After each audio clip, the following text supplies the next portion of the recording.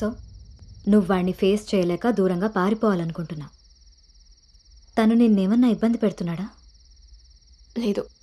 వాడు నీలో అనునే చూస్తున్నప్పుడు నువ్వు వాడిలో రిషిని ఎందుకు చూస్తున్నావు? నువ్వు కూడా వాడిలా నార్మల్గా బిహేవ్ చేయి. వాడు నీతో డేట్ చేసినట్టు నేను కూడా ఎవరితో అయినా.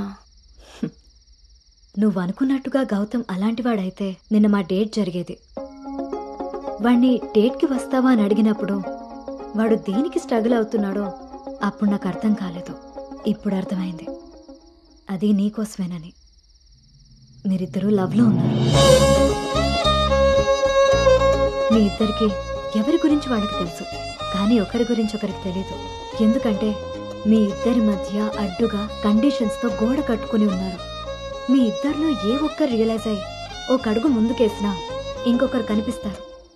గౌతమ్ వల్ల స్ట్రగుల్ అవుతున్నానని తెలిసిన నాకు గౌతమ్ మీద ప్రేమ ఉంటే తెలీదా?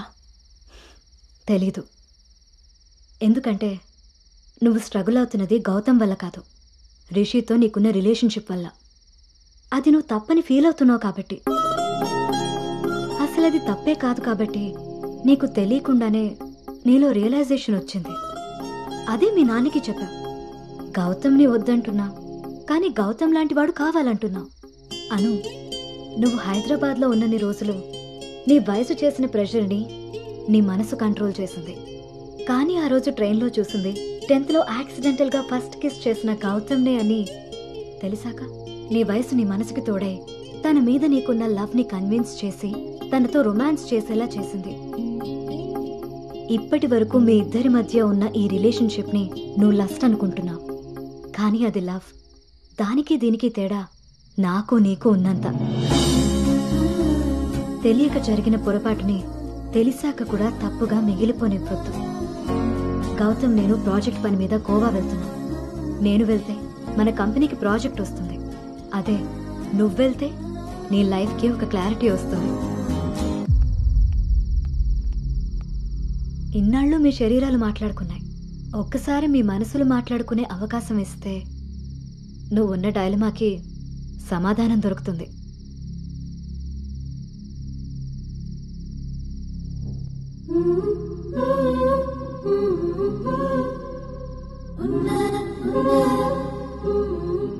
అను, you stay here, I'll handle it. Gautam నీకు అన్ని విధాలా సరిపోయేవాడమ్మా. నీకు అన్ని విధాలా సరిపోతాడు. నువ్వు చాలా హ్యాపీగా ఉంటావని. నిజంగా గౌతమ్ నన్ను ప్రేమిస్తున్నాడా? నా ప్రేమని తనకి ఎలా చెప్పాలి? ఒకవేళ వాడి మనసులో నేను లేకపోతే నా ప్రేమని ఎలా తీసుకుంటాడో. రావడం కుదురుతుందమ్మా? కుదుర్చుకుని రావాలి. మన వల్లే ఆగిపోయిన కార్యక్రమం. నాన్నగారు కూడా అదే ఫీల్ అవుతున్నారు. నువ్వు ఓకే అంటే వాళ్ళని అడగమంటాను. సరే అమ్మా, నాకు కన్ఫర్మ్ చేసి చెప్పు, వస్తాను.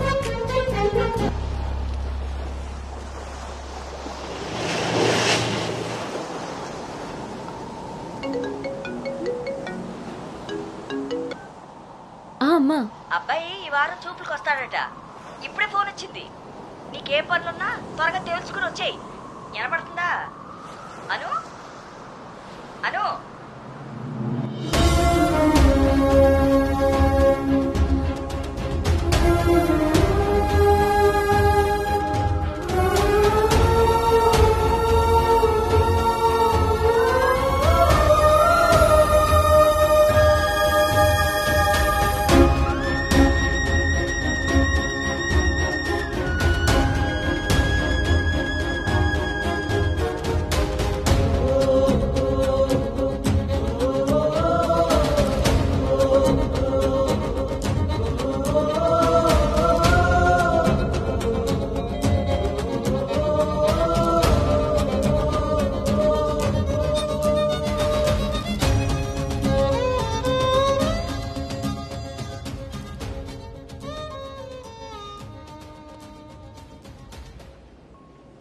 తన మనసులో నేనున్నానో లేదో తెలుసుకొని తనకి నా ప్రేమ గురించి చెబుదాం అనుకుంటే కనీసం తన ఆలోచనలో కూడా నేను లేనని చెప్పకుండానే చెప్పి వెళ్ళిపోయింది.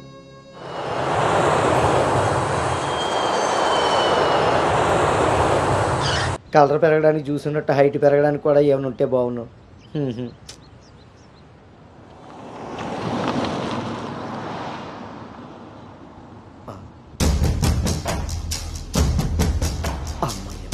దొరికాడు ఈడు.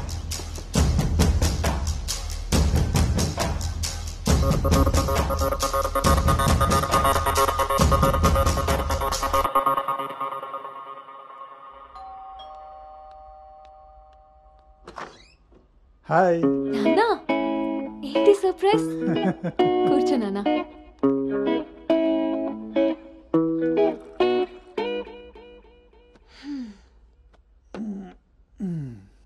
ఇప్పుడు మనం లంచ్కి బయటికి వెళ్తున్నాం, నువ్వు రెడీ అయ్యరా. Okay 5 minutes. సరే.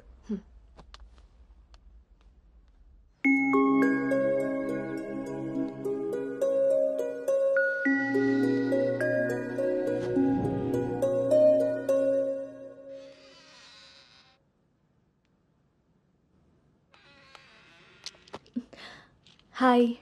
Hi. Tea? No thanks. Hello, ఎక్కడున్నావురా? అది అది లేదు ఇది లేదు, నువ్వు అర్జెంటుగా నువ్వు హోటల్కి రా, అర్థమైందా? ఓకే.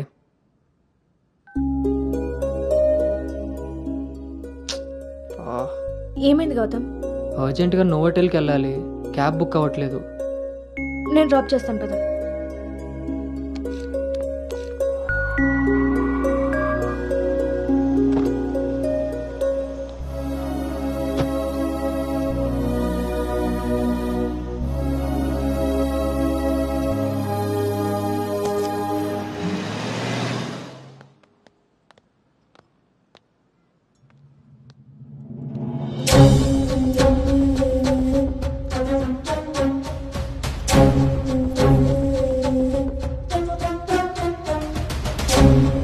హలో అండి. హాయ్ అండి, కూర్చో బాబు.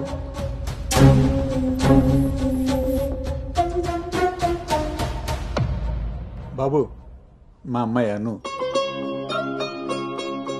నా మేనల్లుడు గౌతమ్. మా అమ్మాయి ఇక్కడే స్మార్ట్ వర్క్ సొల్యూషన్స్లో వర్క్ చేస్తాను. ఓహో, ఏం కావాలి బాబు? ప్రైవసీ కావాలన్నగారు. మనం వీళ్ళకి పెళ్లి చూపులు అరేంజ్ చేసి మనం వాళ్ళనే చూస్తూ కూర్చుంటే ఇంకా వాళ్ళు ఏం మాట్లాడుకుంటారు? ఓ కదా, పదండి అటు రండి. వెళ్దాం.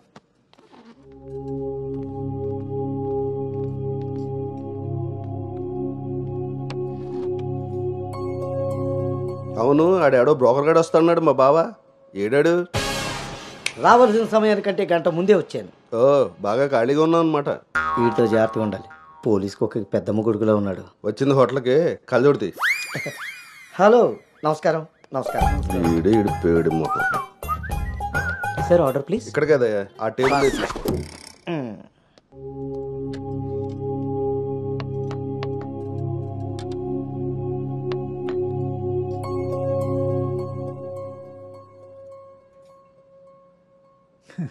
మేము మా అమ్మాయిని చుట్టూ ఉన్న ప్రపంచం తెలియకుండా పెంచితే మీరు మీ అబ్బాయిని అసలు ప్రపంచం అనేదే తెలియకుండా పెంచారే.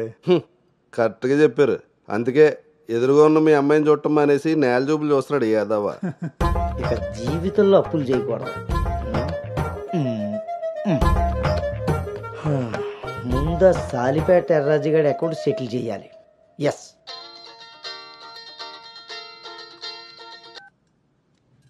హలో,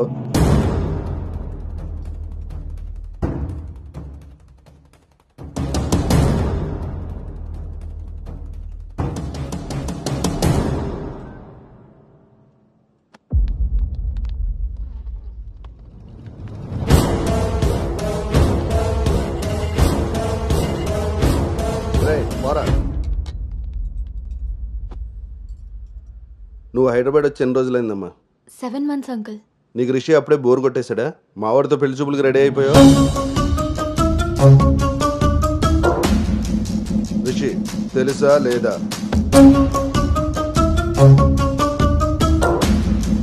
ఇక్కడ అడుగుతుంటే ఆడం చూస్తావేంటి? మావయ్య అది నువ్వు నార్మల్, నీకు తెలీదు.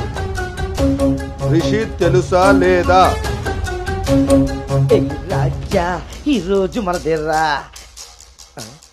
మావయ్య ఒకసారి ఏయ్, చెప్పి నువ్వు నోర్మై, ఇంకోసారి మాట్లాడామంటే నేను వెళ్ళిపోతా. సార్, ఏం జరిగిందండి? ఏయ్, నువ్వు ఉండవయ్యా. నీకు తెలుసా లేదా? నిన్నే అడుగుతున్నా.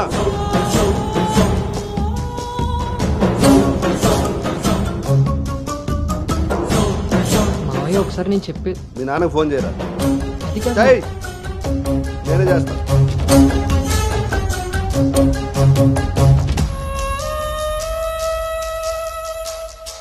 ఇక్కడ ఏదో పులిహోర అయినట్టుంది. వీళ్ళిద్దరికి తలంబరాలు వేయించడం కంటే నేను వెళ్ళి తాలింపు వేసుకోవడం బెటర్లా ఉంది. చె తినమ్మ జీవితం మొత్తం రివర్స్ అయిపోయింది. అదేం నోటితో వాగిందో అదే జరిగింది. అమ్మాయికి అబ్బాయిని పరిచయం చేసావా? నేను వీళ్ళకి మనవాడిని మాత్రమే పరిచయం చేశాను, కానీ వాళ్ళకున్న చాలా కొత్త యాంగిల్ చూపించారు బావా. మీరు మంచోళ్ళు కాబట్టి ఆ రోజు పెళ్లి చూపుల్లో కళ్ళు తిరిగి పడిపోతే ఒంట్లో బాగోలేక పడిపోయింది అనుకున్నారు. ఒళ్ళు కొవ్వెక్కి కొట్టుకుని పడిపోయిందని తెలుసుకోలేకపోయారు. ఊళ్ళో పెట్టాల్సిన పెళ్లి చూపులు గుట్టు చప్పుడు కాకుండా ఇక్కడెందుకు పెట్టారో తెలుసా బావా? నలుగురికి తెలిసేలా అక్కడ పెడితే ఈవిడి గారి బాగోతం మనకెక్కడ తెలుస్తుందో అని జాగ్రత్తగా ప్లాన్ చేసి మీకు సంబంధం లేని ఒకటి మీకు మనవని చేద్దామని చూస్తున్నారు. అంతే బావా. అలాగే మా బావ ఈ సంబంధం క్యాన్సిల్ అని చెప్పాడు. నేను చెప్పేది మూసుకుని రారా. వీళ్ళది ఒక ఫ్యామిలీ, మళ్ళీ వీళ్ళకి సంబంధాలు. ఎవరైనా మన మాట అన్నప్పుడు మనకు కోపం వస్తే ఆ మాట అబద్ధం, బాధ వస్తే ఆ మాట నిజం. మీరేం ఫీల్ అవుతున్నారో ఆలోచిస్తే మీకే అర్థమవుతుంది నేను అన్న మాటలు అబద్ధాలా నిజాలా అని. నువ్వు రారా.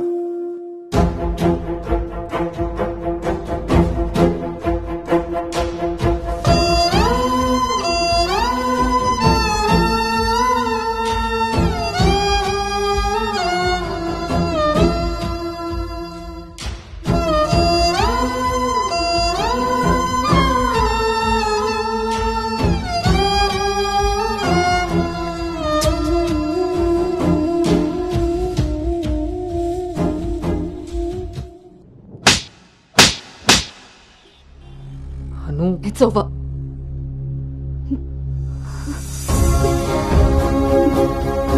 ఏ నమ్మకంతో అయితే నీతో ట్రావెల్ చేశానో ఆ నమ్మకాన్ని చంపేశావు. అసలు నీకు నాకు తప్ప తెలియని రిషి బయటికి ఎలా వచ్చాడు? మనం ఎవరితో అయినా పర్సనల్స్ షేర్ చేసుకుంటే వాళ్ళు దాన్ని మనసులో పెట్టుకునే వాళ్ళై ఉండాలి, బయట పెట్టే వాళ్ళై ఉండకూడదు.